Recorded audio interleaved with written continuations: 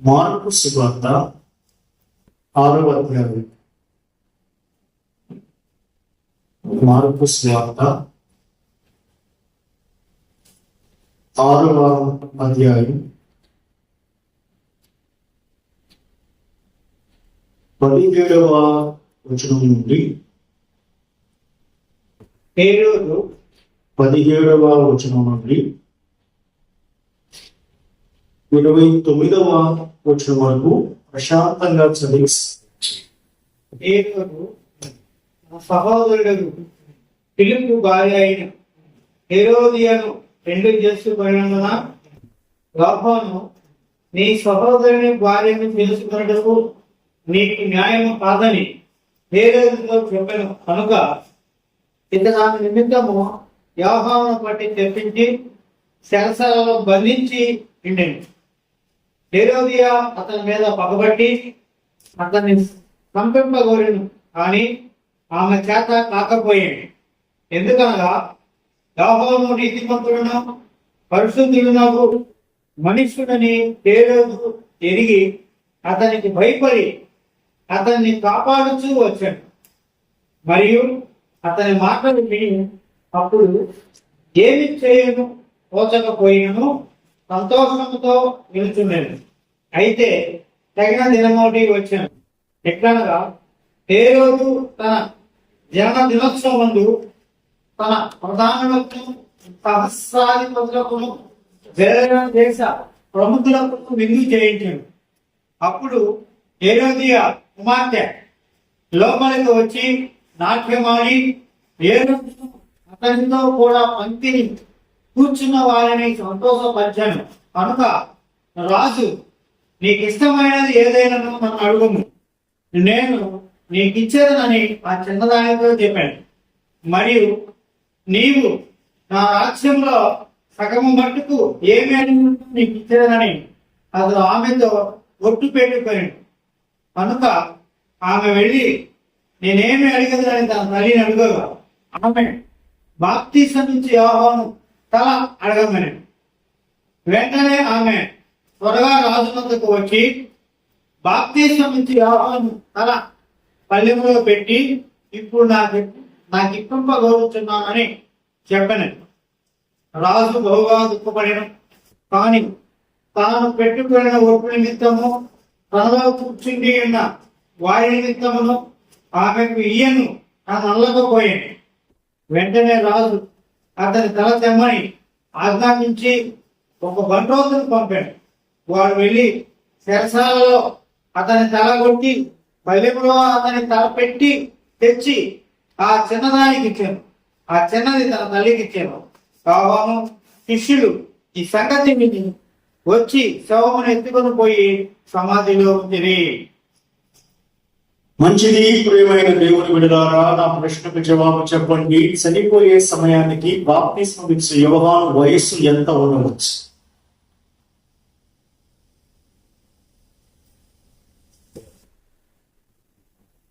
చనిపోయే సమయానికి బాప్తిస్మం ఇచ్చే యోహాను యొక్క వయస్సు ఎంత ఉండవచ్చు?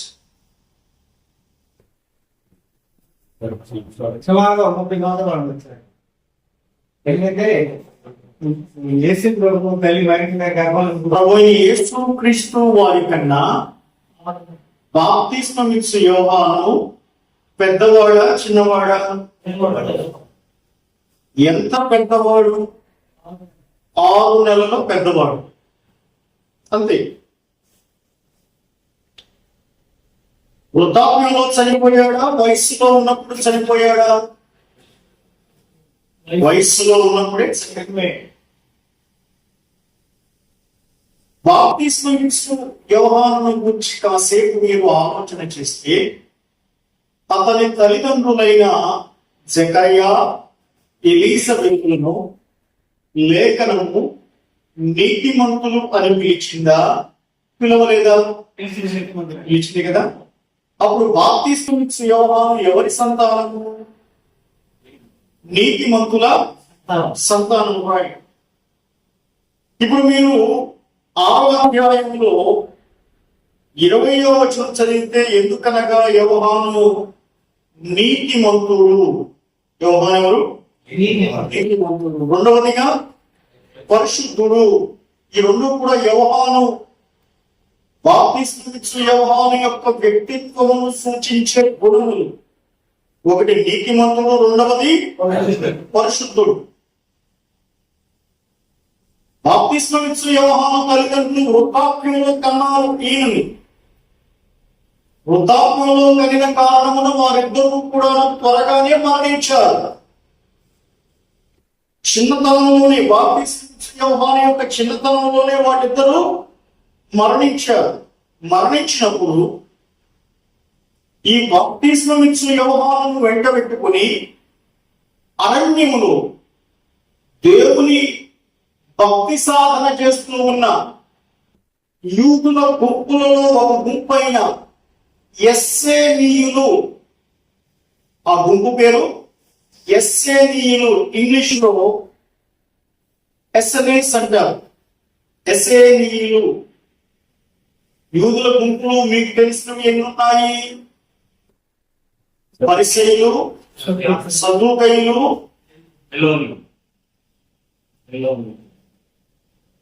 హెలెనీయులు, జెలోనీయులు, శాస్త్రులు. చెప్పాం కదా, పరిసయ్యులు, శాస్త్రులు, సద్దూకయ్యులు, హెలెనీయులు, జెలోనీయులు, హెరోదీయులు. అట్లాగే ఈ వరుస గుంపుల్లో ఒక గుంపు ఎస్సేనీయులు. ఎస్సేనీయులు అనే గుంపు వారు మనం రాజకీయాలకు దూరంగా ఉండాలి, లౌకిక సంబంధమైన తగువులకు, తలుబాటలకు, వాదములకు దూరముగా ఉండాలి. మనం ఏదైనా ఒక అరణ్యములోనికి వెళ్ళి దేవునికి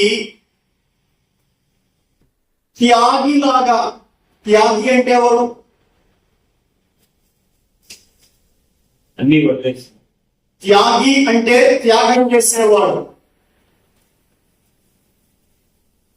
త్యాగి అంటే త్యాగం చేసేవాడు. ఏం త్యాగం చేశారు అని వారు అడిగితే వారు ప్రధానంగా తిండిని త్యాగం చేసేవారు.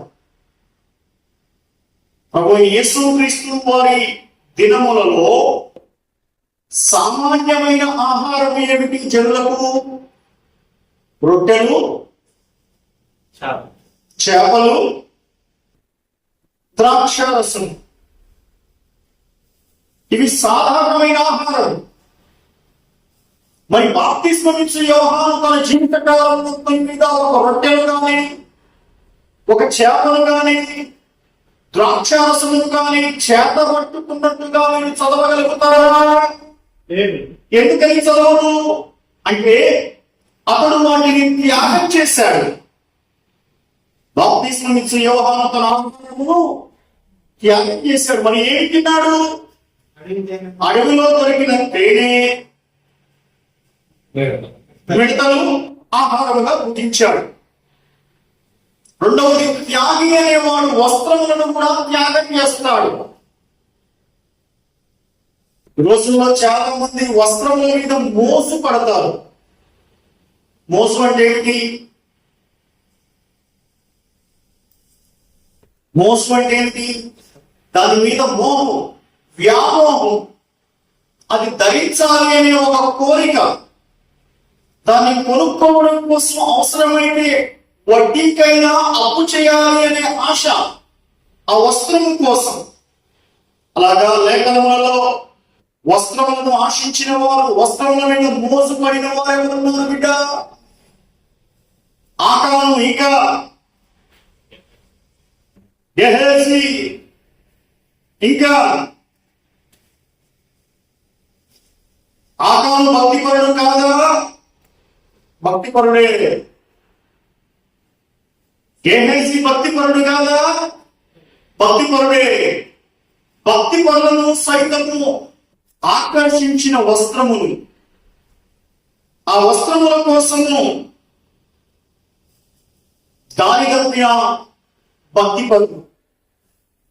అయితే వీటన్నిటికి దూరంగా బ్రతికిన వాడు బాప్తిస్మం ఇచ్చు యోహాను.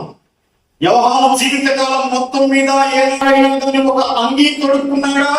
లేదు. నేను సన్నగుణ వస్త్రములను గురించి మాట్లాడతలేదు. అతడు తొడుక్కున్న వస్త్రాలు ఏమి? జంతు చర్మము. ఏ జంతు చర్మమన్నా? ఉంది కదా. అవును, జంతు చర్మం లేదు. అస్సలు లేదు, ఒప్పుకోము. జంతు చర్మం అన్నారు కనుక జంతువు పేరు చెప్పాల్సిందేమి?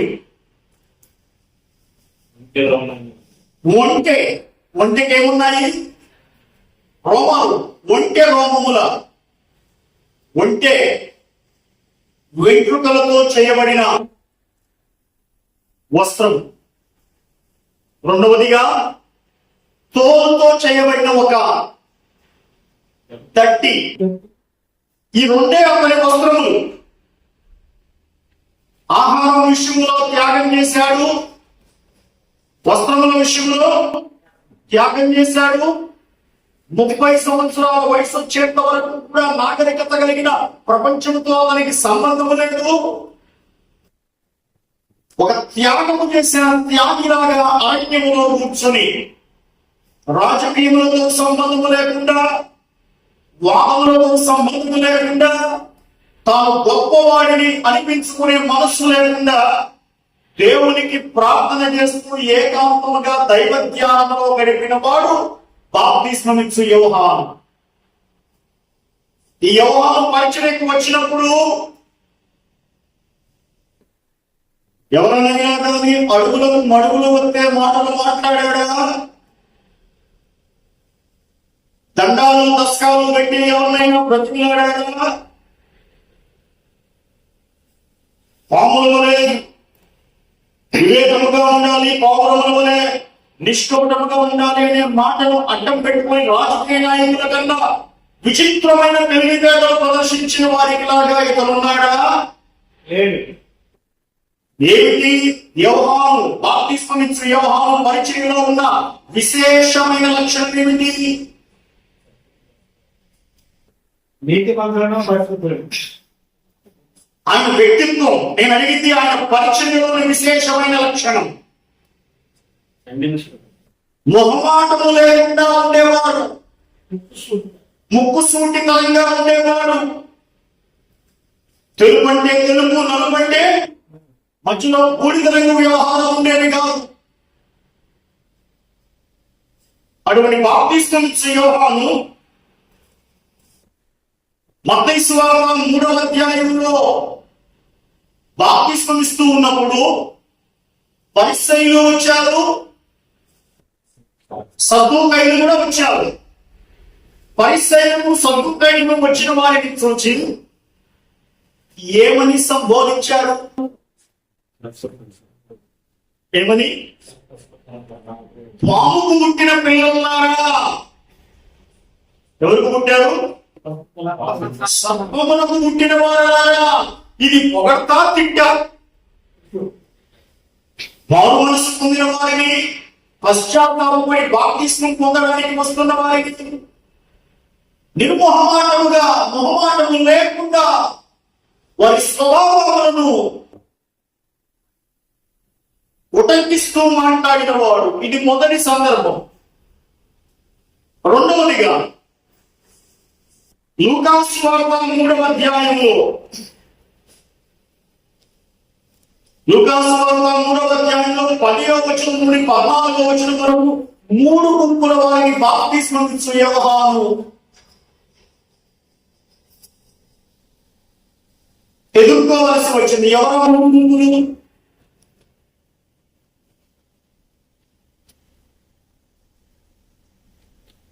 చదవండి. లూకా సువార్త 3వ అధ్యాయం 10వ వచనం నుండి 14వ వచనం వరకు. అందుకు జనులు అలాగైతే నేనేమి చేయవలను అని అడిగింది ఎవరు? అందుకు అతడు అడిగింది ఎవరి ప్రశ్న? బాప్తిస్మమిచ్చు యోహాను ఈ ప్రశ్న అడిగిన వారు ఎవరు?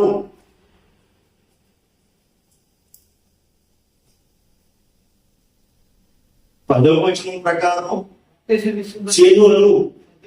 ఎవరట? జనులు. రెండవదిగా 12వ వచనం ప్రకారం సుంకరులు, వచ్చి 12వ వచనం ప్రకారం అడిగిన వారు సుంకరులు, 10వ వచనం ప్రకారం అడిగిన వారు జనులు. ఇది కన్ఫ్యూజ్ అవ్వకండి. 10వ వచనం ప్రకారం అడిగిన వారు జనులు, 12వ వచనం ప్రకారం అడిగిన వారు సుంకరులు, 14వ వచనం ప్రకారం అడిగిన వారు సైనికులు. ఈ మూడు గుంపుల వారు కూడా వచ్చి మేమేమి చేయాలి? The essence of the question, what we have to do?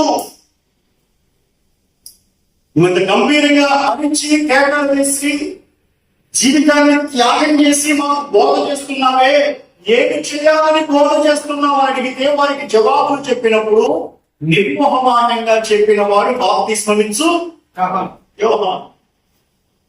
రెండు సందర్భాలు. ఒకటేమో మత్తయి సువార్త 3వ అధ్యాయంలో పరిసయ్యులు సద్దూకయ్యులు. రెండవదిగా లూకా సువార్త 3వ అధ్యాయంలో జనులు, సుంకరులు, సైనికులు. మూడవదిగా మార్కు సువార్త 6వ అధ్యాయంలో హేరోదు అనేటువంటి రాజు. హేరోదు అనేటువంటి రాజు. ఇప్పుడు మన పాఠం హేరోదు. హేరోదు తల్లిదండ్రులకు ఒకటే బిడ్డ కాదు, అన్నదమ్ములు ఉన్నారు. హేరోదు బాప్తిస్మమిచ్చు యోహాను కన్నా వయసులో చిన్నవాడై ఉంటాడా, పెద్దవాడై ఉంటాడా?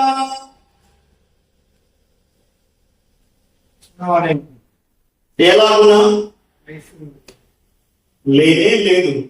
వయస్సును బట్టి చూడగా బాప్తిస్మమిచ్చు యోహాను కన్నా హేరోదు పెద్దవాడు. పెద్దవాడు. ఎస్, యేసుక్రీస్తు ప్రభువుని సంపాదన చూచిన హేరోదు వేరు, మత్తయి సువార్త 2వ అధ్యాయంలో హేరోదు వేరు. ఇప్పుడు మార్కు సువార్త 6వ అధ్యాయంలో మనం చదువుతున్న హేరోదు వేరు. రైట్.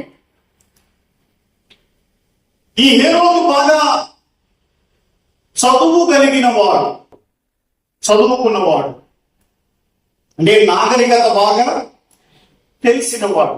రెండవది, రాజుగారు అంటే ఏ వస్త్రాలు ధరిస్తారు? రాజవస్త్రాలు ధరించేవాడు, నాగరికత తెలిసినవాడు, చదువుకున్నవాడు. తను తినే ఆహారం ఎలా ఉంటుంది, రాజులు తినే ఆహారం ఎలా ఉంటుంది?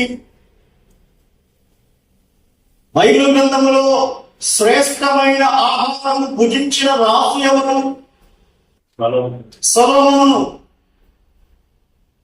రాజులు భుజించు ఆహారం చాలా శ్రేష్టమైనది. ఇప్పుడు హేరోదు అనే ఈ రాజుకి త్యాగం చేయటకు అలవాటు పడిన బాప్తిస్మమిచ్చు యోహానుకి ఎక్కడైనా సారూప్యత ఉన్నదా? గట్టిగా మాట్లాడితే బాప్తిస్మమిచ్చు యోహాను చదువుకున్నవాడు కాదు, నాగరికత తెలిసిన వాడు కాదు. కానీ రాజైన హేరోదు చదువుకున్నాడు, నాగరికత బాగుగా తెలిసినవాడు. బాప్తిస్మమిచ్చు యోహాను వస్త్రములు ఖరీదైనవి కాదు, కానీ రాజైన హేరోదు ధరించే వస్త్రములు మాత్రం ఖరీదైన రాజవస్త్రము. బాప్తిస్మమిచ్చు యోహాను తినే తిండి చాలా సమర్పణ కలిగిన తిండి. కానీ రాజైన హేరోదు తినే తిండి రాజులు భుజించే శ్రేష్టమైన ఆహార పదార్థం. వీరిద్దరి జీవితంలో quality of living, I'm not talking about the cost of living, rather I'm talking about the quality of living, who is having the best quality in their lives. హేరోదు రాజు జీవితం క్వాలిటీగా ఉందా మెయింటెనెన్స్ విషయంలో? బాప్తిస్మమిచ్చు యోహాను జీవితం క్వాలిటీగా ఉందా మెయింటెనెన్స్ విషయంలో? హేరోదు రాజు జీవితమే క్వాలిటీగా ఉంది, ఆయన మెయింటెనెన్స్ మామూలుగా లేదు. తినే తిండి కానీ, కట్టుకునే బట్టలు కానీ, నేర్చిన విద్యలు కానీ, తెలిసిన నాగరికత కానీ, జనులను పరిపాలించే పరిపాలన విధానము కానీ అన్నీ కూడా క్వాలిటీగా ఉన్నవి హేరోదు రాజు. కానీ గుణములో క్వాలిటీ కలిగిన వాడు బాప్తిస్మమిచ్చు యోహాను. Today most of the people are thinking their quality in their maintenance, their lifestyles. But it is so sad that many people are not bothering about the quality of their character. Even the Christians are not bothering about the quality of their character. Being a servant of the Most High God, I always prefer to maintain the quality of character rather than the quality of maintenance. So, గుణములో quality కలిగిన వాడు జీవిత ఏమని చెప్పాలి, జీవితాన్ని అనుభవించడంలో quality కలిగిన వాడి కన్నా నిజముగా గొప్పవాడు.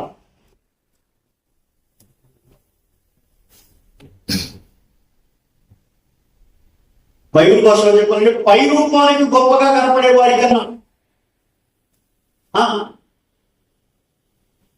బైబిల్ ప్రకారం చెప్పాలన్నప్పుడు ఏదో ఒక వాక్యం గుర్తుకు రావాలిగా. నేను చెప్పిన సూత్రానికి ఏం గుర్తుకొచ్చింది నీకు? నరులు పై రూపమును లక్ష్య పెట్టుదురు. చెప్పండి, మిగతాది మీరు పూర్తి చేయండి. నేను ఒక స్టేట్మెంట్ వదిలానుగా.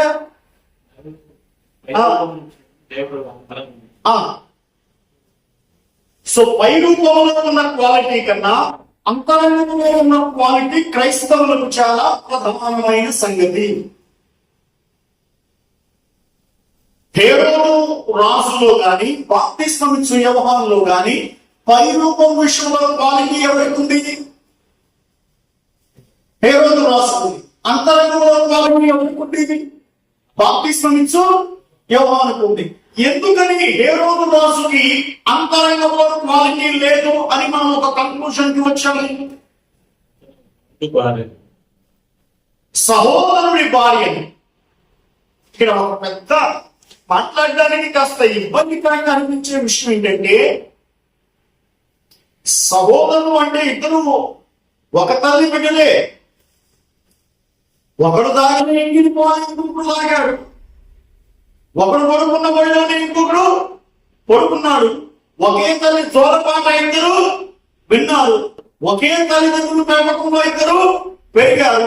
ఒకే ప్రదేశంలో ఇద్దరు పెరిగారు. ఇద్దరికీ పెళ్లిళ్ళు అయిపోయాయి. ఎవరికి తగ్గట్టుగా వారికి జీవిత భాగస్వాములైన భార్యలు వచ్చారు. ఎవరికి తగ్గట్టుగా వారికి బిడ్డలు కలిగారు.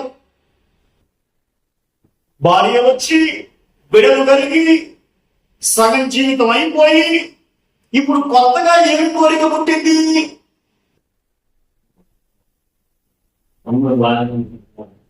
నా భార్య కన్నా నా సహోదరుడి భార్య బాగుంది అనే కోరిక పుట్టిన కారణాలు గుణము విషయంలో ఏ రోజు నీచుడు.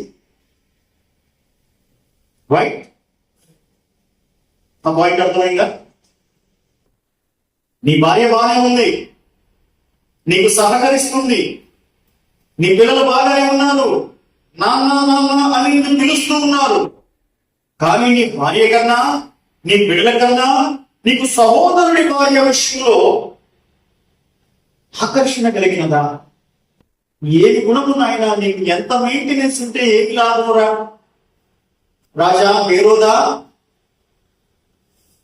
ఇది పురుష లక్షణం పాస్టర్ గారు అంటారేమో. Sorry, we cannot simply conclude this particular character into the framework of human, especially the male beings.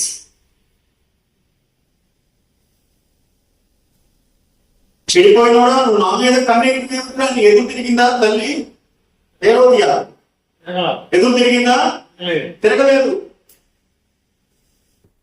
ఇది పురుషులకు స్త్రీలకు సంబంధించిన సమస్య కాదు, ఇది పాపములకు సంబంధించిన సమస్య. నీకు ఏమొచ్చింది హేరోదియా? నీకు భర్త ఉన్నాడుగా, నీకు బిడ్డలు ఉన్నారుగా, నీ కుమార్తె ఉంది అక్కడ. కుమార్తె ఉందా? కుమార్తె ఉంది. భర్త ఉండి, బిడ్డలు ఉండి, నీవు నీ సహోదరుడిని, నీ భర్త సహోదరుడిని నీవు ఆకర్షణకు లోనయ్యావు. పాపం పాపం 14వ అధ్యాయం మత్తయి సువార్త చదవండి. మీరు ఆ వాక్యం చదివి మీకు ఒక చిన్న టెస్ట్ పెడతాను. వాక్యం చదివి పైకి చదవద్దు కానీ 3వ వచనం నుండి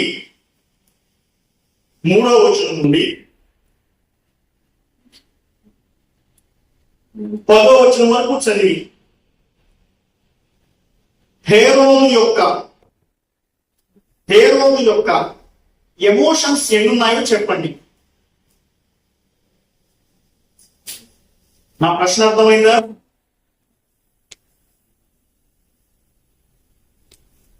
హేరోదు యొక్క ఎమోషన్స్ ఎన్నున్నాయి?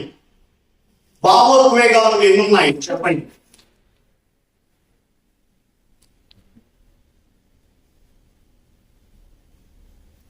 మత్తయి సువార్త 14వ అధ్యాయంలో 3వ వచనం నుండి 10వ వచనం వరకు మీరు చదువుకోండి.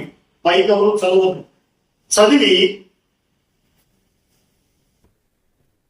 ఈ వచన భాగములలో హేరోదు యొక్క భావోద్వేగాలు ఎమోషన్స్ ఎన్ని ఉన్నాయో చెప్పండి.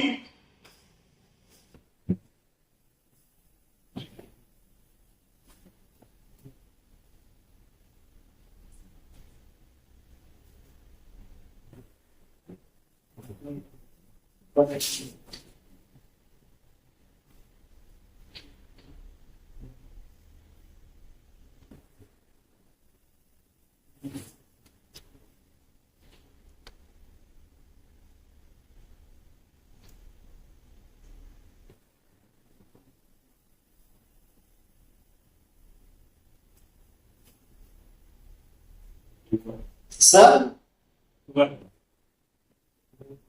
దుఃఖం ఒకటేనా? సంతోషము దుఃఖము రెండు ఉన్నాయా?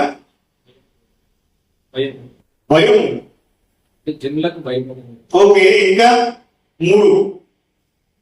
మూడైనా ఎమోషన్స్ ఉన్నవి. Can you please sort out the remaining emotions in this particular scripture portion?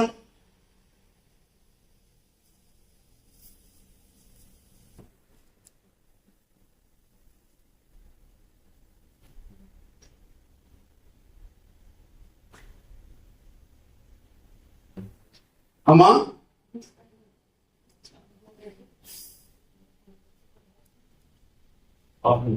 Right, నేను వరుసగా చెప్తాను, రాస్తుంది మీకు రైతు. మొట్టమొదటిగా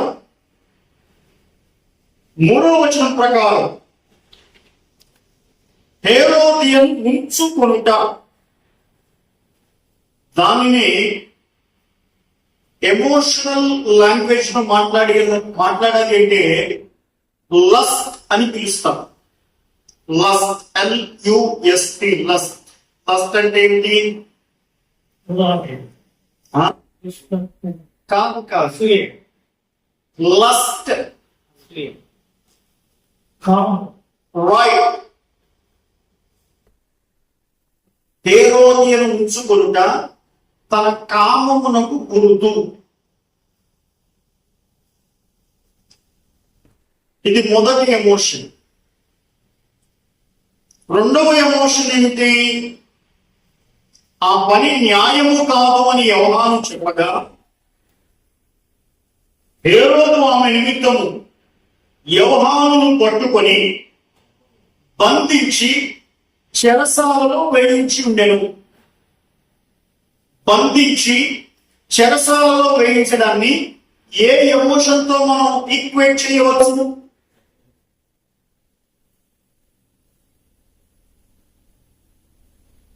ఈగో. చదువు లేనివాడు, నాగరికత తెలియనివాడు, సరైన బట్ట కట్టడం రానివాడు, సరైన తిండి తినడం తెలియనివాడు రాజుగా ఉన్న నన్ను తప్పని చెప్తాడా? ఇగో వాడి మీద రివెంజ్ తెచ్చుకోవడానికి నాకున్న ఏకైక మార్గం నా అధికారాన్ని ఉపయోగించి అతన్ని చెరసాలలో వేయడం. That's called ego. ఈగోని తెలుగులో ఏమంటారు? అహం దెబ్బతినడం.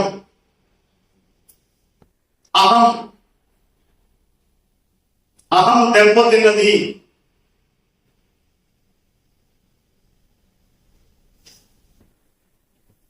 రెండు ఎమోషన్స్ అయిపోయాయి కదా. మూడవ ఎమోషన్ 5వ వచనం ప్రకారం భయపడెను. థ్యాంక్ యూ విఠల్ రాజు గారు మీరు ఈ మాట చెప్పినందుకు. భయపడెను. ఫియర్.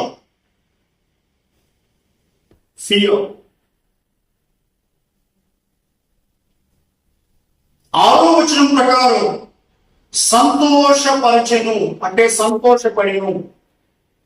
జాయ్. ఎన్నైంది ఇప్పటికి? 4. మొదటిది లస్, రెండవది ఇగో, మూడవది ఫియర్, 4వది జాయ్. ఆయన సంతోషంలో ఒక వాగ్దానం చేశాడు. ప్రమాణపూర్వకంగా ఒట్టు పెట్టుకుని ఒక వాగ్దానం చేశాడు. ఆ వాగ్దానం చేయడాన్ని ఎక్సైట్మెంట్ అంటారు. ఎక్సైట్మెంట్. అప్పుడప్పుడు మనకి బాగా ప్రసంగం నచ్చింది అనుకోండి, అర్జెంట్ గా పాస్టర్ గారికి ఫోన్ చేసి పాస్టర్ ఒక 500 కానికేస్తాను తీసుకో అంటాం. అప్పటికప్పుడే మనకి ప్రసంగం మొదలు పెట్టినప్పుడు కానికి వాళ్ళకి మైండ్ ఉండదు, నిజా ఉండదు. కానీ ఆ ప్రసంగం మన హృదయానికి హత్తుకుందనుకో, we feel so much excited. So when we feel excitement, we offer something to the people from whom we receive the job. On the basis of same principle, సంతోషం కలిగింది కనుక సంతోషంలో ఎక్సైట్మెంట్ గురైన వ్యక్తి. ఎక్సైట్మెంట్ అంటే తెలుగులో ఏమిటి?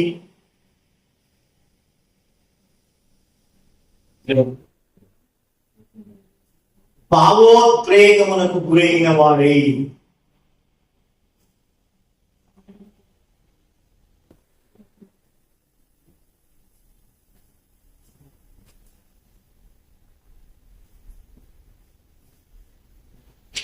నీకేం కావాలి అంటే ఆ తల్లి దగ్గరికి వెళ్ళింది. తల్లి దగ్గరికి వెళ్ళి, అమ్మా ఏమడగమంటావంటే ఆ బాప్తిస్మం ఇచ్చి యోహాను తర అడగమని చెప్పింది.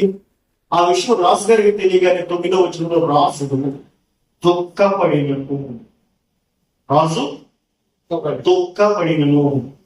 దానిని సావు అని పిలుస్తారు. సావు, దుఃఖము. సావు అనగా మొత్తం ఎన్ని వచ్చినాయి సార్? 6 వస్తాయి. డేవిడ్ గస్ గారు 5 రావు, 6 వస్తాయి. లెక్క కట్టుకోండి. మొదటిది కాము, రెండవది ఇగో అహం దెబ్బతినడం, మూడవది భయపడడం, 4వది సంతోషించడం, 5వది భావోద్వేగానికి గురై మాట ఇవ్వడం, 6వది దుఃఖపడడం. ఇతని ఎమోషన్ ఎక్కడ స్టార్ట్ అయింది ఈ వాక్య భాగంలో? ఇతని ఎమోషన్ ఎక్కడ స్టార్ట్ అయింది? కామం దగ్గర స్టార్ట్ అయింది, లస్ట్ దగ్గర స్టార్ట్ అయింది. ఎక్కడ ఎండ్ అయింది? దుఃఖం దగ్గర ఎండ్ అయింది. సో కామంతో ప్రారంభించబడినవన్నీ ప్రారంభంలో బాగా అనిపించిన ముగింపులో ఎక్కడ ఎండ్ అవుతాయి? అది పాఠం. సరే, ఇది ఎమోషన్స్ మన సబ్జెక్ట్ కాదు, కానీ కాసేపు మార్కు సువార్త 6వ అధ్యాయానికి రండి.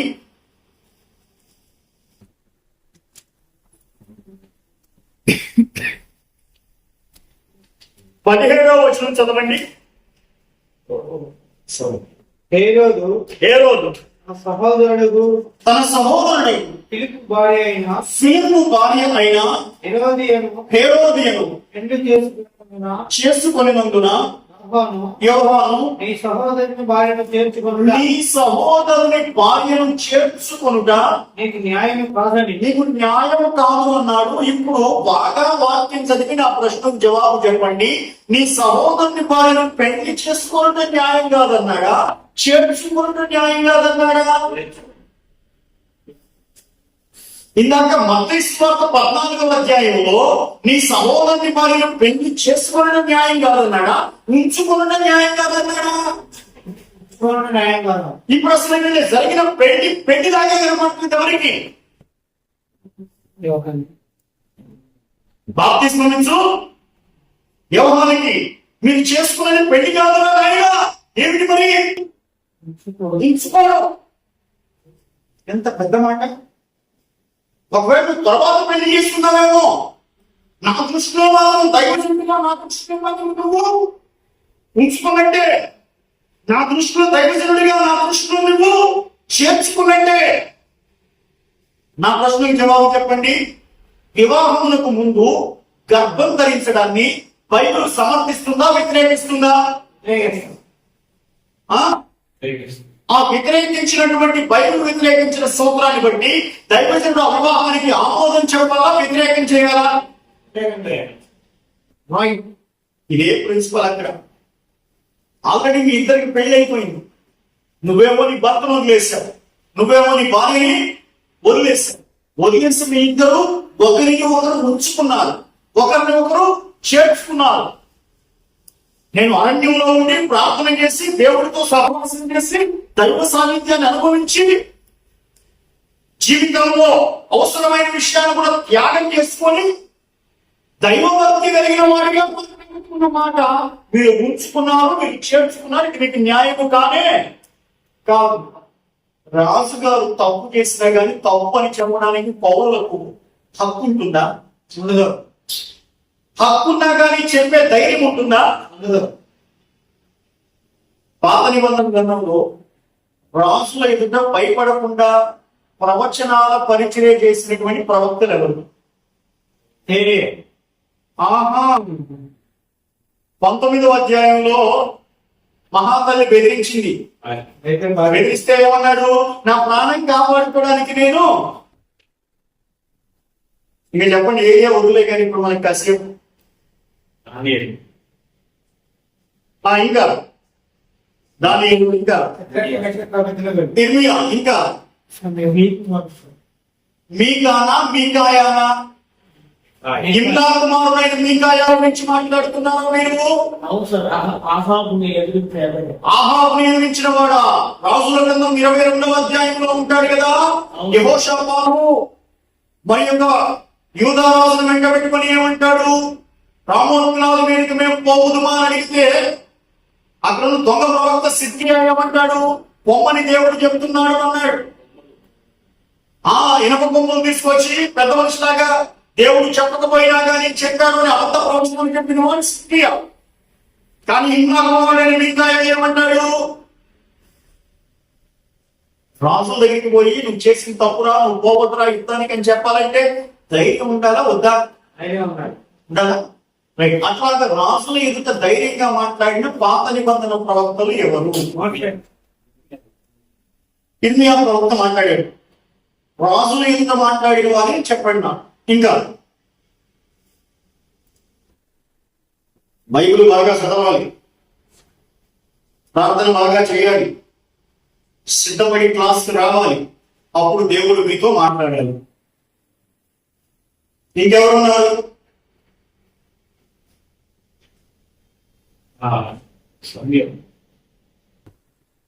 సమూయేలు ఏ రాజును ఎదిరించాడు? సౌలు రాజును ఎదిరించాడు. రైట్. రెహబాము ఎవరి కుమారుడు? సొలొమోను కుమారుడైన రెహబాము మాటలు కాదని ఒక ప్రవక్త చెప్పిన ప్రవచనాన్ని జనులు నమ్మారు.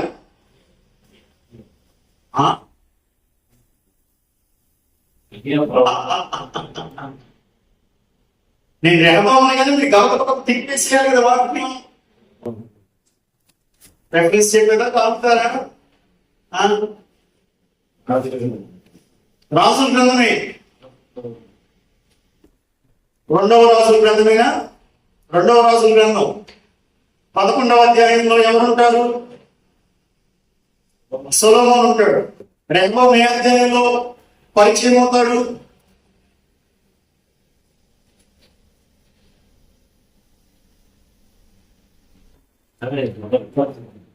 మొదటి రాజులేనా? రైట్. మొదటి రాజుల గ్రంథం 11వ అధ్యాయంలో ఎవరుంటారు? సొలొమోను. 12వ అధ్యాయంలో ఎవరుంటారు? రెహబాము ఉంటాడు. రెహబాముతో పోటీ పడిన దైవ ప్రవక్త ఎవరు?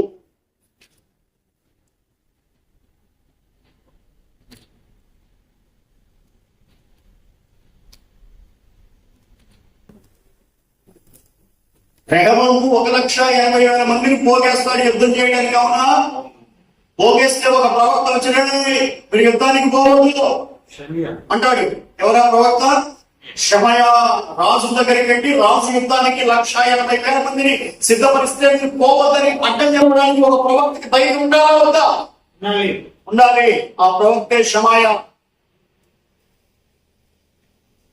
అండ్ రెహబాముకు పగవాడెవరు? నా ప్రశ్నకి జవాబు చెప్పండి. రెహబాముకు పగవాడెవడు? యెరోబాము. యెరోబాముని ఎదిరించిన ప్రవక్త ఎవరు? అహియా 14వ అధ్యాయంలో కనపడతాడు. 13వ అధ్యాయంలో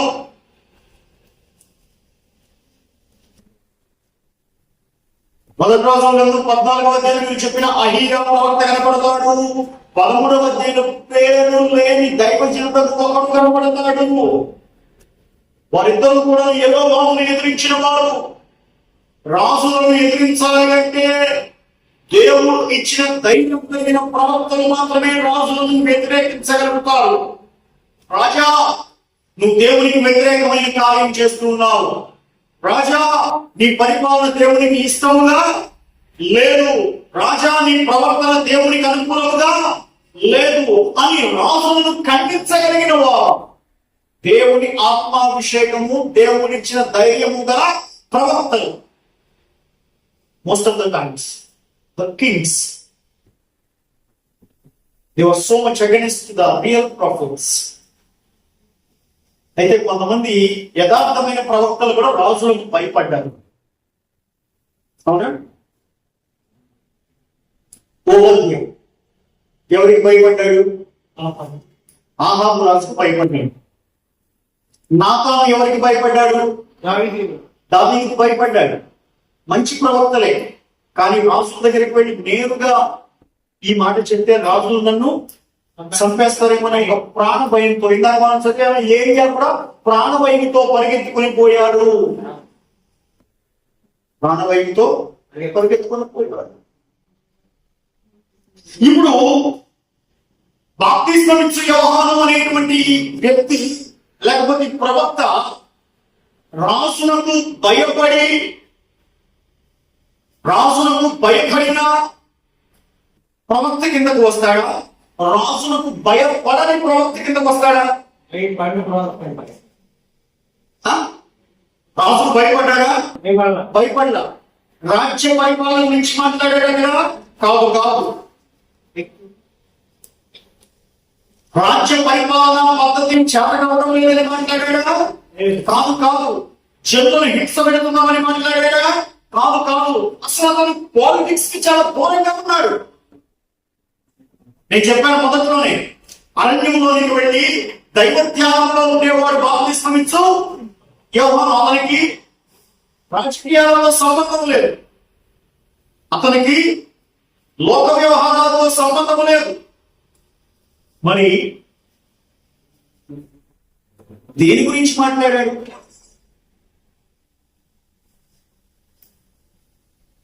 బాప్తిస్మమిచ్చే యోహాను దేని గురించి మాట్లాడాడు? రాసుకో వచ్చి నీ వ్యక్తిగతమైన ప్రవర్తన దేవుని ఎదుట సరిగా లేదు. అది పాఠం. వేరే రాజ్యం ఎట్ట నడిపించుకుంటే నాకెందుకు, నీ పరిపాలనా పద్ధతి ఎలా ఉంటే నాకెందుకు. నాకు దేవుని ద్వారాగా అందిన సమాచారం ఏంటంటే నీ ప్రవర్తన దేవుని దృష్టికి న్యాయముగా కనబడటం లేదు. ఎందుకు? ఆమెకు పెళ్ళైంది, నీకు పెళ్ళైంది, ఆమెకు పిల్లలు పుట్టారు, నీకు పిల్లలు పుట్టారు. మీరిద్దరూ జీవిత భాగస్వాములను విడిచిపెట్టి మీరిద్దరూ ఏకమై మీరు రాజుగా రాణిగా చలామణి అవుతూ ఉంటే, జనులందరూ కూడా భయంతో నోరు మెదలకుండా ఉంటే మీరు చేసిన తప్పు ఒప్పైపోతుందా? అవును. జనాలు నిశ్శబ్దంగా ఉంటే మీరు చేసిన పాపం పరిశుద్ధమైపోతుందా అవును. అని బాప్తిస్మం ఇచ్చిన యోహాను వారిని గద్దించినప్పుడు ఇద్దరు పగబట్టాడు. ఎవరిద్దరు? హేరోదు పగబట్టాడు, హేరోదియా కూడా పగబట్టింది. పగబట్టినప్పుడు వాడు చేయగలిగిన కార్యం ఏమిటి? అతని భార్యాభర్తలను చంపడానికి ఏమైనా కుటుంబం కలిగిన వాడా? కాదు. ఆస్తి నష్టం కలిగించడానికి ఆస్తులు కూడా పెట్టుకున్నవాడా? కాదు. పేరు చెడబడడానికి చెడుదాలని విషయంలో చెడు సాక్షి చెప్తే నమ్ముతారా? నమ్మరు. మరి పేరు చెడగొట్టలేము, పరువు పోగొట్టలేము, ఆస్తులు లేవు, కుటుంబం లేదు, ఏం చేయొచ్చు?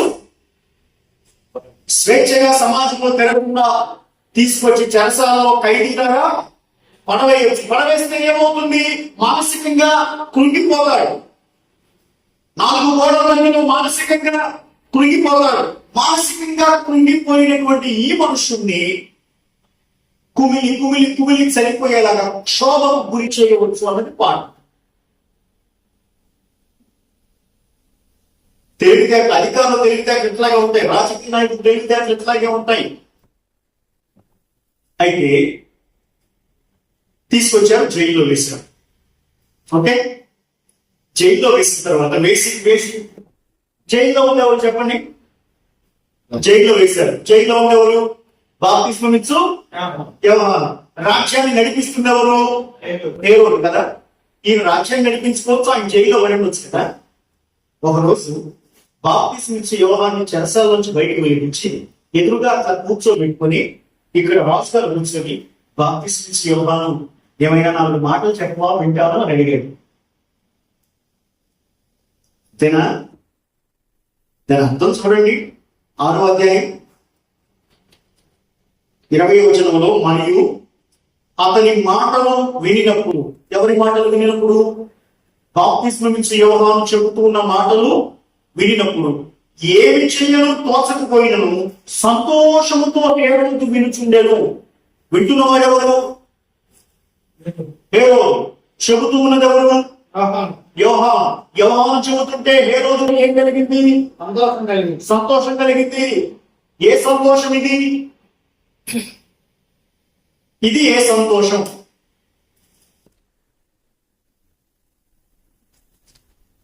బాప్తిస్మం ఇచ్చే యోహాను హేరోదు రాజు దగ్గరికి వెళ్ళి, అరణ్యంలో నాకు 4 సింహాలు కనపడ్డాయి, 2 పెద్ద పెద్ద పాములు కనపడ్డాయి, 4 రాపందులు కనపడ్డాయని చెప్పి ప్రకృతి ముచ్చటేమని చెప్తున్నాడా?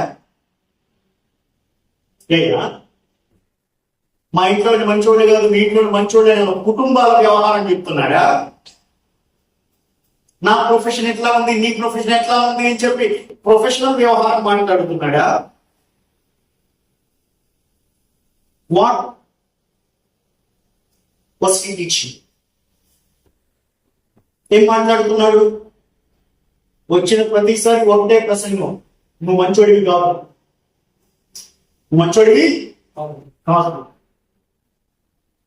ఒక విశ్వాసి తప్పు చేసినప్పుడు 10 సార్లు ఆడింటికి పోయి 10 సార్లు మంచోడి కాదని చెప్పి ఏమంటాడు నీకు? విశ్వాసి తప్పు చేశాడు, నువ్వు పాస్టర్వి, 10 సార్లు ఇంటికి పోయావు, ప్రార్థన చేయడానికి ప్రతిసారి నువ్వు మంచోడివి కాదు, నువ్వు చేసిన తప్పు ఏమంటాడు విశ్వాసి నిన్ను?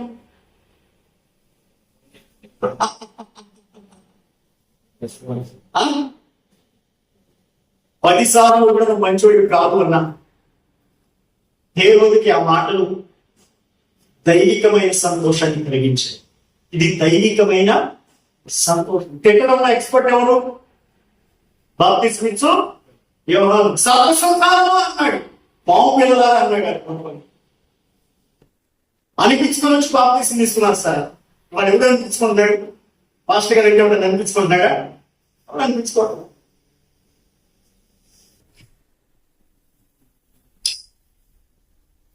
అపోస్తలుల కార్యం 24వ అధ్యాయం 24, 25 వచనాలలో అక్కడ బంధించబడిన వాడు, ఈలోని చెరసాలలో వేయబడిన వాడు అపోస్తలుడైన పౌలు. అంతేగా, పౌలు చెరసాలలో ఉన్నాడు, రాజపీఠం మీద ఫేలిక్స్ ఉన్నాడు. 24, 25 వచనాలు చదవండి. కొన్ని దినములైన తర్వాత ఫేలిక్స్ యూదురాలైన దుర్సిల్లా అను తన భార్యతో కూడా వచ్చి పౌలును పిలిపించి క్రీస్తు యేసునందు విశ్వాసం కూర్చి అతడు బోధించగా వినెను. ఎవరు విన్నారు ఇక్కడ? ఫేలిక్స్ విన్నాడు. ఎవరు బోధించారు ఇక్కడ? పౌలు బోధించాడు. ఎవరు విన్నారు? ఫేలిక్స్ విన్నాడు. ఎవరు బోధించాడు? పౌలు బోధించాడు. ఏం బోధించాడు? క్రీస్తు యేసునందలి విశ్వాసమును గూర్చి అతడు బోధించగా ఫేలిక్స్ విన్నాడు. ఆ తర్వాత నీతిని గూర్చి, ఆశానిగ్రహమును గూర్చి, రాబో విమర్శను గూర్చి పౌలు ప్రసంగించుచుండగా ఫేలిక్స్ మిగుల భయపడిపోయాడు. ఎవరిని భయపెట్టారన్నా? ఇక్కడ చెరసాలలో ఉన్న ఖైదీ రాజపీఠం మీద కూర్చున్న రాజుని తన ప్రసంగంతో భయపెట్టాడు. బాప్తిస్మం ఇచ్చే యోహాను చెరసాలలో ఉన్న ఖైదీ తన ప్రసంగంతో ఎవరికి సంతోషం పెట్టాడు? దేవుడికి సంతోషం పెట్టాడు. మార్కు సువార్త 15వ అధ్యాయంలో ప్రభువైన యేసుక్రీస్తు అప్పటికే బంధించబడి ఉన్నాడు. ఆయనను ఉడిసనం చేస్తున్న వ్యక్తి ఎవరు? పిలాతు. చదవండి ఒకసారి. పిలాతే చదవండి. మార్కు సువార్త 15వ అధ్యాయం. పిలాతు ప్రభువైన యేసుక్రీస్తు వారితో రీజనింగ్ చేస్తూ ఉన్నప్పుడు యూదుల రాజు నీవేనా అని ఆయన అడిగగా ఆయన నీవన్నంటే అని అతనితో చెప్పాను. ఆ తర్వాత పిలాతు వరుసగా ఉత్తరమే నీవు చెప్పవా అనగా 5వ వచనంలో యేసుపై ఏ ఉత్తరము చెప్పలేదు కనుక పిలాతు ఆశ్చర్యపడి, ఎవరిని ఆశ్చర్యానికి గురి చేశారు? ప్రభువైన యేసుక్రీస్తు వారు రోమా అధిపతి అయిన పొంతు పిలాతును ఆశ్చర్యానికి గురి చేశాడు. చెరసాలలో ఖైదీగా ఉన్నటువంటి అపోస్తలుడైన పౌలు రాజపీఠం మీద కూర్చున్న ఫేలిక్స్ భయమునకు గురి చేశాడు. నాగరికత తెలియని బాప్తిస్మం ఇచ్చు యోహాను రాజపీఠం మీద కూర్చున్న హేరోదును సంతోషమునకు గురి చేశాడు. దైవికమైన సంతోషమునకు గురి చేశాడు. అసలు మొత్తం మీద నా ప్రసంగ సారాంశం ఏమిటంటే మార్కు సువార్త 6వ అధ్యాయంలో 20వ వచనంలో ఉన్నదేమో దైవికమైన సంతోషం. దైవికమైన సంతోషం. తర్వాత 22వ వచనంలో మార్కు సువార్త 6వ అధ్యాయం 22వ వచనంలో హేరోదియా కుమార్తె లోపలికి వచ్చి నాట్యమాడి హేరోదును అతనితో కూడా పంక్తిని కూర్చున్న వారిని సంతోషపరిచెను. ఇది రెండో సంతోషం. ఈ సంతోషాన్ని కూడా ఎవరు అనుభవించారు? రాసైన హేరోదు అనుభవించాడు. ఇక్కడ రాసైన హేరోదును సంతోషపరిచింది ఎవరు? హేరోదియా కుమార్తె.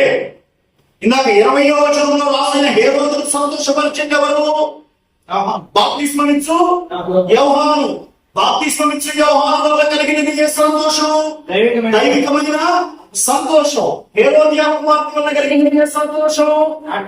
లౌకికమైన సంతోషం, లోక సంబంధమైన సంతోషం.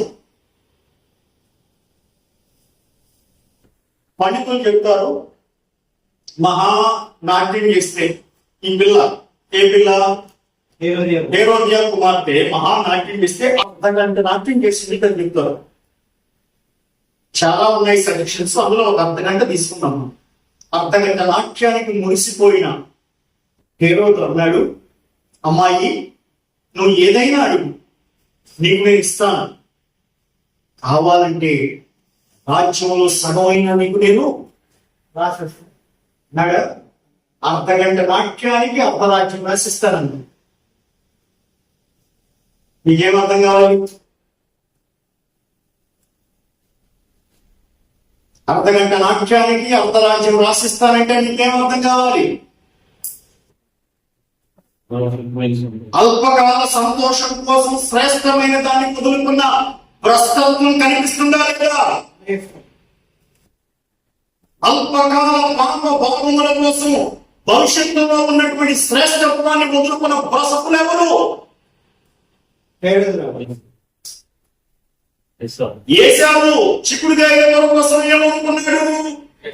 జ్యేష్ఠత్వాన్ని అమ్ముకున్నాడే పూర కోసం. ఇస్కరియోతు యూదా ఏమి పోగొట్టుకున్నాడు? 30 వెండి నాణ్యాల కోసము అపోస్తలత్వాన్ని పోగొట్టుకున్నాడే. 3 గంటల సినిమా కోసం 50,000 రూపాయల టికెట్లు, కటౌట్లు, ఏమంటారు గోతాల కొద్దీ తీసుకెళ్ళిన పూలు ఎంత కోసం? 3 గంటల సినిమా కోసం 1,000 తగలబెడుతున్నావే, భ్రష్టుడివా కాదా?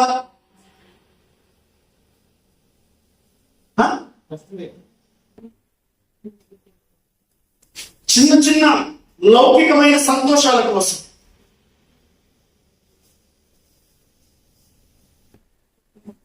ఐదు నిమిషాల సంతోషాలకి 10 నిమిషాల సంతోషాలకి ఆస్తులు పోగొట్టుకున్న వాళ్ళు ఉన్నారా లేదా? కోడి పందాలు ఎంత ఉంటాయి? కోడి పందాలు డబ్బులు కట్టిన కోడి పందాలు ఎంతకాలం ఉంటాయి? కోట్ల కోట్లు పోగొట్టుకుంటారే. ప్రస్తుతురా నువ్వు ఎకరాల పందాలు వేస్తారు. ఎలక్షన్ రిజల్ట్స్ రావడానికి ఎంత టైం పడుతుంది? పొద్దున్న లెక్కైన మొదలైతే సాయంత్రానికి ముగిసిపోతుంది కదా. నువ్వు ఎన్ని కోట్లు బెట్టింగ్ చేశావు? ఒక రోజు అయిపోతుంది కదా. నువ్వెంత పందింగ్ చేసావు? పెరకాలకు ఎంత పందింగ్ చేసావు? బుర్రకి పదులు పెట్టి ఆలోచించాలి. దేనికోసం ఏం పోగొట్టుకుంటున్నా? టికెట్ వెండింగ్ ఏదన్నా లెక్కేసుకున్నా నువ్వు 5 నిమిషాల కోసం, అర్ధగంట కోసం, ఒక రోజు కోసం అర్ధరాజ్యం రాసిస్తావా నువ్వు? అర్ధరాజ్యం లౌకికమైన సంతోషంలో పడిపోయిన వాడు అల్పకాల పాప భోగముల కోసం శ్రేష్టమైన వాటిని పోగొట్టుకుంటాడు. దానికి ఉదాహరణ ఈ రోజు. అయితే నా ప్రశ్నకు జవాబు చెప్పండి. అర్ధరాజ్యం గొప్పదా? వ్యవహారం తలకాయ గొప్పదా?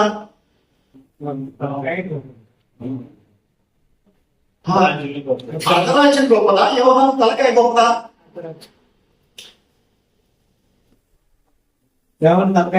ఎందుకు వ్యవహారం తలకాయ గొప్పది? ఎందుకు సంపడం? అర్ధరాజ్యం వస్తుంటే నీకేం దొబ్బిడాయి? అర్ధరాజ్యం వస్తుందంటే కష్టపడకుండా, యుద్ధం చేయకుండా, కుట్ర చేయకుండా, ఒకరిని చంపకుండా ప్రమాణం చేసి అర్ధరాజ్యం ఇస్తానంటే మాటలు. దానికన్నా పగ పగ పగ పగ నా ఇష్టమైంది నేను ఉంచుకున్నాను అంతే. నా ఒళ్ళు నా ఇష్టం అంతేనా?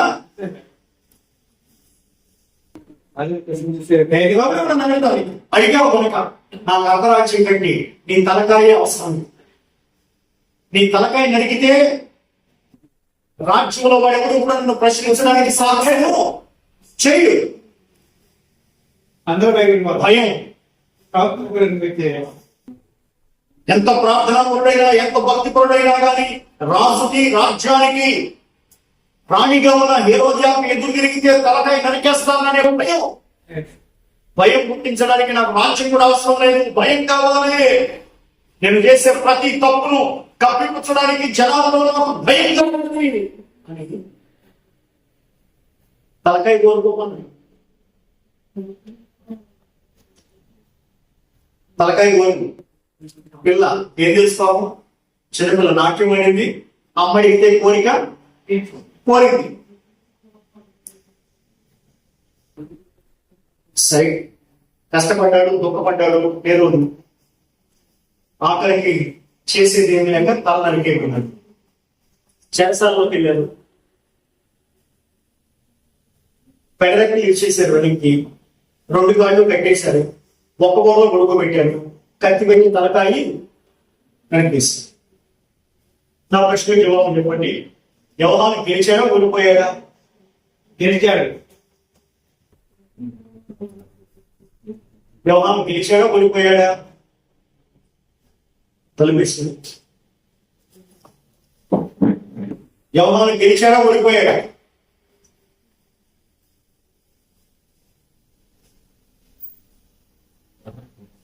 ఎట్లా?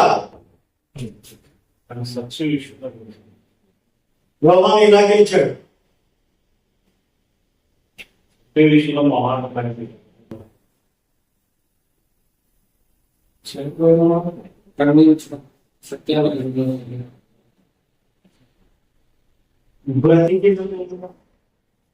చనిపోయిను ఒకే మాట కోసం నిలబడ్డాడు. అంతేనా?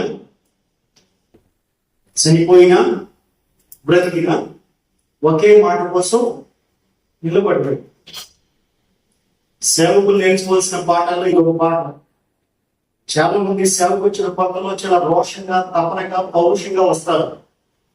రాను కొంచెం తపన చల్లారిపోతుంది, మంట చల్లారిపోతుంది.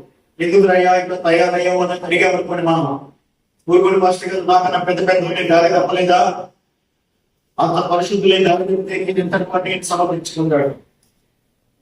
అవునండి కాదా?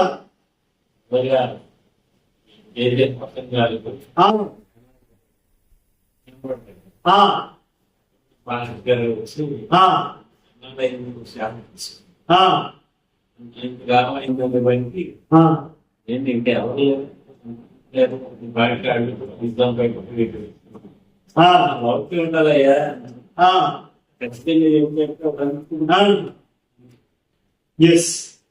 మనుషులను సంతోషం పెట్టే బోధ, జనాకర్షక ప్రసంగాలు. అయ్యా బాగా వినవలసిన పాఠం ఏంటంటే, సేవ ప్రారంభంలో ఏ రోషంతో సేవ వచ్చాము, చనిపోయే నాటికి అంతకన్నా అధికమైన రోషంతోనే సేవ చేయాలి. కుటుంబ బాధలు ఉంటే నేను కాదను, ఆర్థిక బాధలు ఉంటే నేను కాదను, ఆరోగ్య బాధలు ఉంటే నేను కాదను. కానీ పౌలేమంటాడు, ఇవేవి క్రీస్తు ప్రేమ నుండి మమ్మలను వేరు చేయడం లేదయ్యా, వేరు చేయడం లేదు. బాప్తిస్మా యోహాను ప్రారంభంలో ఏ రోషంతో ఉన్నాడో, తల కొట్టే సమయానికి కూడా అదే రోషంతో ఉన్నాడు. మధ్యలో సిద్ధాంతం మారలా, మధ్యలో బోధ మారలా, మధ్యలో పరిచర్య పద్ధతి మారలా. ఇది దైవజనులకు ఉండాల్సినటువంటి ప్రధానమైన లక్ష్యం. విశ్వాసులు కూడా ఇదే. దైవజనుడు పద్ధతి కలిగిన వాడైతే విశ్వాసులు కూడా పద్ధతిగా ఉంటారు. దైవజనుడు ప్రార్థనాపరుడైతే విశ్వాసులు కూడా ప్రార్థనాపరులుగా ఉంటారు. దైవజనుడు వాక్యమును ధ్యానించి ప్రయాణించేవాడైతే విశ్వాసులు కూడా అలాగే ఉంటారు. ప్రపంచంలో చరిత్రలో ఎవరికి సరైన భూస్థాపన బాప్తిస్మా యోహాను జరిగింది? ఎట్లాగా అయ్యా? బాప్తిస్మా యోహాను తల కొట్టిన తర్వాత తల పైడంలో ఎవరి దగ్గరికి వెళ్ళింది? దేవుని దగ్గరికి వెళ్ళిందా? శిష్యులు చేయి తీసుకెళ్లారు, మొండెని తీసుకెళ్లారు. మొండెం అంటే ఏమిటి? తల పైనకి మొండెం, అంతేనా? మొండెని తీసుకెళ్లి అరణ్యంలో పాతిపెట్టారు. అరణ్యంలో పాతిపెట్టారు. అరణ్యంలో మొండెం పాతిపెట్టిన చాలా సమయం తర్వాత, మేబీ కొన్ని రోజుల తర్వాత తల దొరికింది. ఎవరికి? శిష్యులకి. ఆ తలను కొట్టుకుని వచ్చి ఒలీవల కొండ మీద సమాధి చేశారు.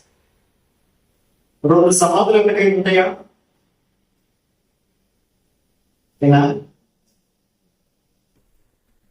యెరూషలేములకు ఎన్ని ద్వారాలు, ఎన్ని గుమ్మాలు? 12 గుమ్మాలు ఉన్నాయి కదా. అందులో ఒక గుమ్మం పేరు గోల్డెన్ గేట్. ఆ గోల్డెన్ గేట్ లో కూడా ప్రభు యేసుక్రీస్తు వారు మంటల ఆదివారం వెలుగున యూదుల చేత రాజులకు రాజుగా, యూదుల రాజుగా మంటల చేత కొనుక్కొని వారు అంగీకరించారు. ఆ రోజు ఆయన గోల్డెన్ గేట్ లో ఉండాలి, యెరూషలేములోనికి అడుగు పెట్టాడు కదా. రేపు రెండవ రాకడలో ప్రభువైన యేసుక్రీస్తు వారు ఒలీవల కొండ మీద అడుగు పెడతాడు. ఆ ఒలీవల కొండ గోల్డెన్ గేట్ కి ఎదురుగా ఉంటుంది. ఆయన వచ్చే స్థలం ఒలీవల కొండ. ఆ ఒలీవల కొండ దగ్గర బాప్తిస్మం ఇచ్చిన యోహాను తల భూస్థాపన చేయలేదు.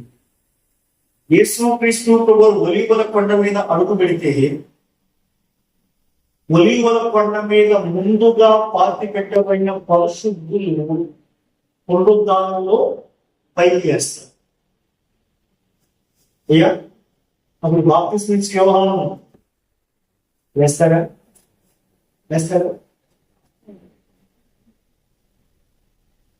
పోగొట్టుకున్న ప్రాణానికి అంతకంటే అధికమైన ఆధిక్యత దొరికిందా? నేను ఒలివల కొండ దగ్గరికి వెళ్ళాను. చిన్న స్థలం, ఇంకా 6 అడుగుల వరకు 4 అడుగులు 3 అడుగులు వెడల్పు కొనుక్కున్నాను. స్థలాన్ని అమెరికా నుండి వచ్చిన వ్యక్తి కొన్ని $1 మిలియన్ ఖర్చు పెట్టాడు. మన అవసరం ₹1,00,00,000 ఖర్చు పెట్టాడు. ₹1,00,00,000 పెడితే ఎకరాలు కొనుక్కోవచ్చాయమ్మా ఊళ్ళో, నువ్వేంటి ఇంత చిన్న స్థలం కోసం ఇన్ని ₹1,00,00,000 ఖర్చు పెట్టామని అడిగితే ఆయన ఏం చెప్పాడు తెలుసా? యేసుక్రీస్తు ప్రభువు రెండవ రాకడలో వచ్చినప్పుడు ఆయన ఈ ఒలీవల కొండ మీదే కాలు పెడతారు కదా. ఆయన కాలు పెట్టినప్పుడు ఒలీవల కొండ మీద ఉన్నవారు పునరుద్ధానంలో పైకి వేస్తారు కదా. ఆ తర్వాత మిగిలిన చోట్ల ఉన్న వాళ్ళు పైకి వేస్తారు కదా. నేను యేసు ప్రభు కాలు పెట్టినప్పుడు ఈ ఒలీవల కొండ మీద పాతి పెట్టబడితే ఆయన వచ్చినప్పుడు అందరికంటే కొంచెం ముందు చూస్తానుగా. యేసుని అందరికంటే కొంచెం ముందు చూస్తానుగా. ఆ ముందు చూడటం కోసం ₹1,00,00,000 ఖర్చు పెట్టిస్తాను నేను కొనుక్కున్నాను అన్నాడు. మంచోడా పిచ్చోడా? మంచోడే. లోకానికి పిచ్చోడు, మనకి మంచోడు. డబ్బులు ఖర్చు పెట్టడం అక్కడ స్థలం సంపాదించుకున్నవాడు బాప్తిస్మం ఇచ్చు. ఇంకో మాట చెప్పి అంతా గెలిచాడనుకుంది, పిచ్చి పట్టి నరికిలాగా అరిసిరా యోహానా నీ తలకాయ చూడరా, నేను జగనకి ఇచ్చాను అని ప్రగల్భాలు కలిగిందే హేరోదియా. యెజబేలు ఆత్మ కలిగింది. ఇదే కొంతకాలానికి మనుషులా ఏం విత్తుతావో అదే కోస్తామన్న సూత్రం ఉంది కదా. చెరసాలలో పరిశుద్ధుడైన నీతిమంతుడైన బాప్తిస్మం ఇచ్చిన యోహాను బంధించిన హేరోదియా కొంతకాలానికి తను కూడా చెరసాలలో బంధించబడింది శత్రువుల చేత. సరైన నిర్ధారణ లేదు, కానీ కొంతమంది పండితులు ఏం చెప్తారంటే ఆమె కూడా చెరసాలలోనే మరణించింది అని చెప్తారు. మొత్తం మీద ఇప్పుడు చెప్పిన పాఠం ఏంటి? సంతోషాలు, 2 సంతోషాలు అనిపించాడు. దేవుడు ఒకటి దైవికమైన సంతోషం. దైవజనులు ప్రసంగాలు చేస్తున్నప్పుడు, మనం ప్రార్థన చేస్తున్నప్పుడు, వాక్యాన్ని చదువుకుంటున్నప్పుడు, పాపానికి దూరంగా పారిపోతున్నప్పుడు మనకు కలిగే దైవికమైన సంతోషం. రెండవది లౌకికమైన సంతోషం. పాపం చేస్తున్నాం, సినిమాలకు పెడుతున్నాం, హృదయంలో చెడు ఆలోచనలు చేస్తూ ఉన్నప్పుడు, పందానికి డబ్బులు పోగొట్టుకుంటున్నప్పుడు, కొన్ని విషయాలు I don't want to speak explicitly, so I'm just jumping. ఆ కారణం చేత దైవజనులకు, విశ్వాసులకు దైవికమైన సంతోషమే శ్రేయస్కరమైనది. లోకము ఆకర్షిస్తుంది. లోకములో ఆఫర్స్ చాలా ఉంటాయి. లోకము ఆకర్షించినా గాని తనను, తన హృదయమును ప్రార్థన ద్వారా కట్టి వేసుకున్నవాడే దేవునికి ప్రీతికరమైన వాడు. అట్టి ప్రీతికరమైన విశ్వాస భక్తి జీవితాన్ని, అట్టి ప్రీతికరమైన సేవ చేసే కృపను దేవుడు మనకు అనుగ్రహించింది. ప్రార్థన చేస్తుంది.